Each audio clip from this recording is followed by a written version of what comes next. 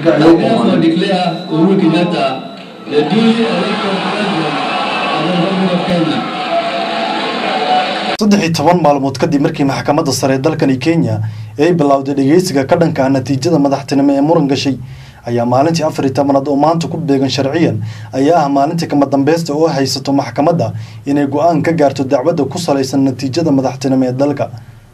waxaa si weyn loo adkeeyay guud ahaan ammaanka dalka gaar ahaan nawaaxiga maxkamadda sare dalkani Kenya ee magaalada Nairobi iyadoo subax hore ee saakay dadweynaha ku dhaqan magaalada madaxda Nairobi ay ku waabaristeen ciidamada loo yaqaan GSU-da ee ka hortagay rabshadaha oo ku sugnaa goob walba iyo duqash walba ee magaalada Nairobi.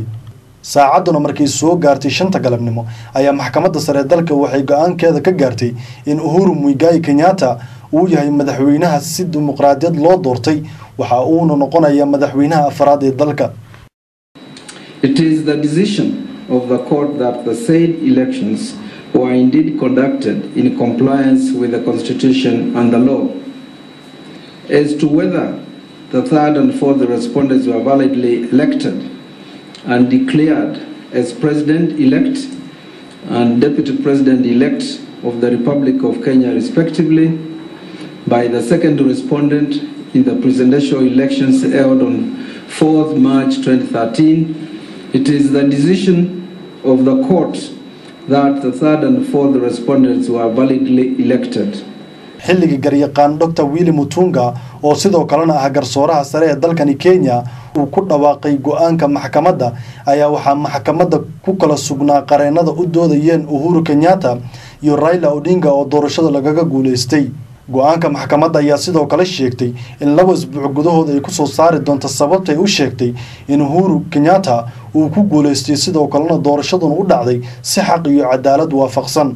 dhanka kale ra'iisul wasaaraha dalka sidoo kalena ah gudoomiyaha isbahaysiga code ee guddiga doorashada iyo maxkamadda sare ay sheegeen in lagaga guuleystay doorashada dhawaan soo gabagabowday ayaa kadib markii maxkamadda sare ay go'aankeeda soo saartay shir jirayd uu qabtay waxa uu sheegay inuu ku qanacsan yahay xukunka maxkamadda sare ay soo saartay isagoo madaxweynaha la doortay iyo dawladdiisa cusub ugu baaqay inay shaqadooda si wanaagsan oo dastuuriyan waafaqsan ku gutaan.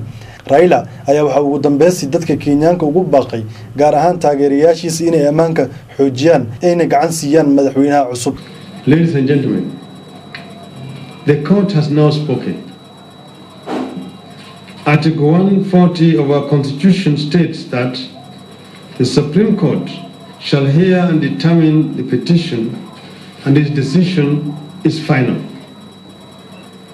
It is my hope that the incoming government will have fidelity to our constitution and implement it to the letter for the betterment of our people.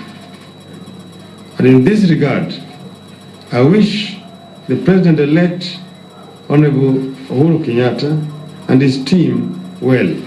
madaxweynaha afraad ee dalkani Kenya Uhuru Muigai Kenyatta iyo ku-xigeenkiisa ayaa waxaa la dhaarin doonaa 9 bisha afraad ee sanadan. Ciise Xaji Cabduul, Home Cable TV, Nairobi.